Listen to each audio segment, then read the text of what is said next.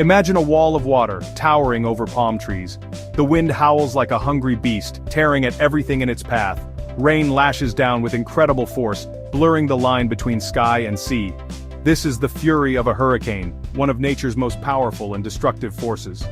Hurricanes are awe-inspiring events, capable of causing widespread devastation, but they are also a fascinating phenomenon, a testament to the raw power of nature. In this essay we will delve into the world of hurricanes, exploring their formation, their impact, and the ways in which we can prepare for their wrath. Join me as we journey into the heart of these monstrous storms and uncover the science behind their fury.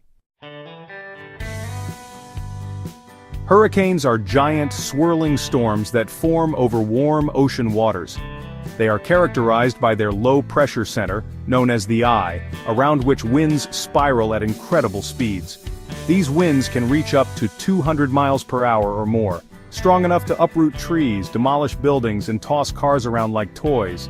These powerful storms are not random events. They form in specific regions of the world known as hurricane zones. These zones are located in tropical and subtropical regions where the ocean waters are warm enough to fuel the development of these massive storms. The Atlantic hurricane season, for example, runs from June 1st to November 30th, when the waters of the Atlantic Ocean are most conducive to hurricane formation. A hurricane's birth is a fascinating process that begins with warm ocean water. This warm water is the primary fuel for the storm, providing the energy needed for its formation and growth. As the sun heats the ocean surface, warm, moist air rises, creating an area of low pressure below. This low-pressure area is crucial because it acts as a vacuum, pulling in more warm air from the surrounding areas. This rising air cools and condenses, forming clouds and releasing even more heat.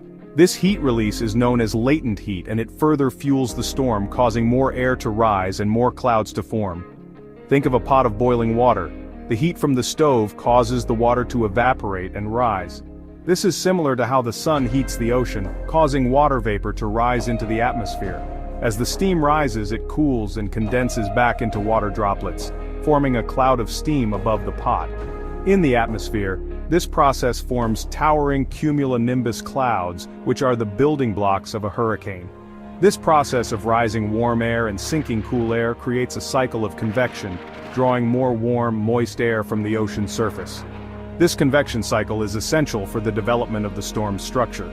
As this cycle intensifies, the winds begin to spiral around the low-pressure center, and a hurricane begins to take shape. The Coriolis effect, due to Earth's rotation, causes these winds to spin, giving the hurricane its characteristic spiral shape. Hurricanes are classified into 5 categories based on their wind speed, with Category 5 being the strongest. These powerful storms are not just a spectacle of nature, but a force that can reshape landscapes and alter lives in a matter of hours.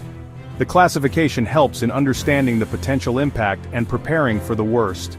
The Saffir-Simpson Hurricane Wind Scale, developed in the early 1970s, helps meteorologists categorize the potential damage a hurricane can inflict.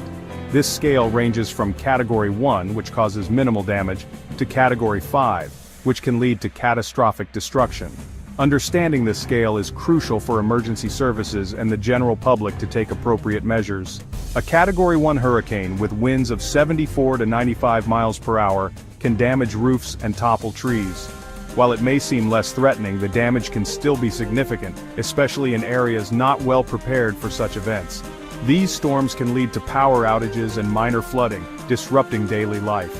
But a Category 5 hurricane, with winds exceeding 157 miles per hour, can cause catastrophic damage, leveling well-built homes and causing widespread devastation.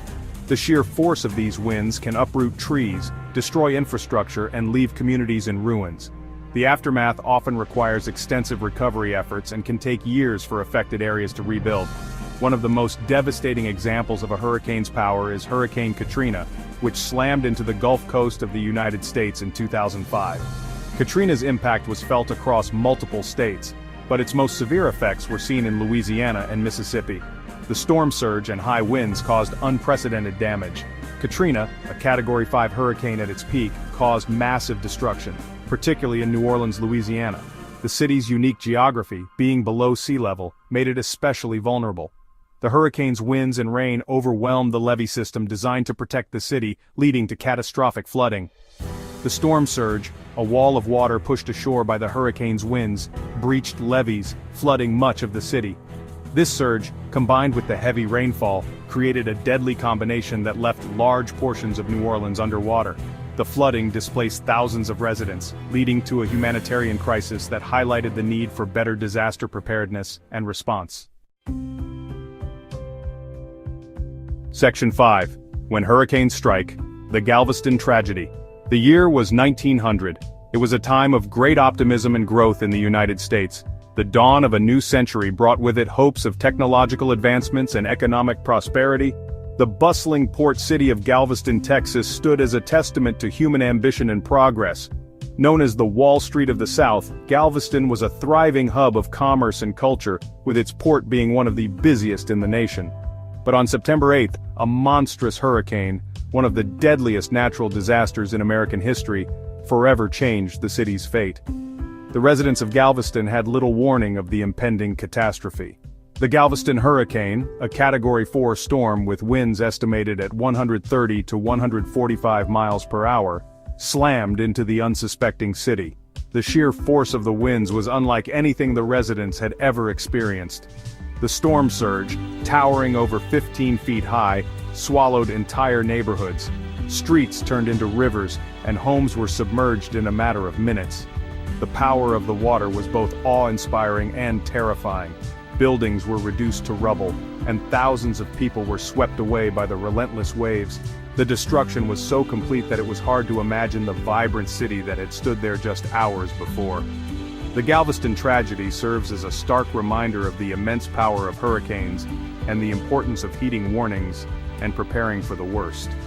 The lack of advanced warning systems at the time contributed to the high death toll. The lessons learned from this disaster have shaped hurricane preparedness strategies for over a century. Today, meteorologists use sophisticated technology to predict and track storms, giving people the time they need to evacuate and protect their homes. The legacy of the Galveston hurricane lives on in the improved safety measures that help save lives every hurricane season. Section 6. Predicting the Fury. Today, we are much better equipped to predict the path and intensity of hurricanes. Meteorologists use sophisticated computer models, weather balloons, and satellites to track these storms and issue timely warnings. These warnings give people living in coastal areas valuable time to prepare, evacuate if necessary, and ultimately save lives. Hurricane forecasting is a complex science that involves analyzing vast amounts of data. Meteorologists study atmospheric conditions, ocean temperatures, and wind patterns to predict a hurricane's likely path and intensity. These predictions are constantly updated as new data becomes available, providing the most accurate information possible to the public. Section 7. Preparing for the wrath of hurricanes. While we cannot prevent hurricanes, we can take steps to mitigate their impact. Building codes in hurricane-prone areas have been strengthened to withstand high winds and flooding. Coastal communities have developed evacuation plans and emergency response systems to ensure the safety of their residents. At an individual level, preparing for a hurricane involves having a disaster preparedness kit ready, including food, water, first aid supplies, and important documents. Knowing your evacuation route and having a plan in place for your family and pets. Securing your home by boarding up windows, bringing loose objects indoors, and trimming trees. Section 8. The changing face of hurricanes. As our climate changes, hurricanes are becoming more intense and unpredictable. Warmer ocean temperatures provide more fuel for these storms, leading to stronger winds, heavier rainfall, and more destructive storm surges. The impact of climate change on hurricanes is a growing concern, and scientists are working tirelessly to understand these complex interactions. Rising sea levels, another consequence of climate change, exacerbate the threat of storm surge, putting coastal communities at even greater risk. The combination of more intense hurricanes and rising sea levels poses significant challenges for coastal communities worldwide. Section 9. Our responsibility, our future. Hurricanes are a force of nature, a reminder of the immense power of our planet. While we cannot control these storms, we can control how we prepare for them and adapt to the changing climate. By understanding the science behind hurricanes, respecting their power, and taking proactive steps to mitigate their impact, we can coexist with these awe-inspiring forces of nature. In the next part of our series, we will explore another fascinating weather phenomenon: tornadoes. These violently rotating columns of air, while smaller in scale than hurricanes, can be just as destructive.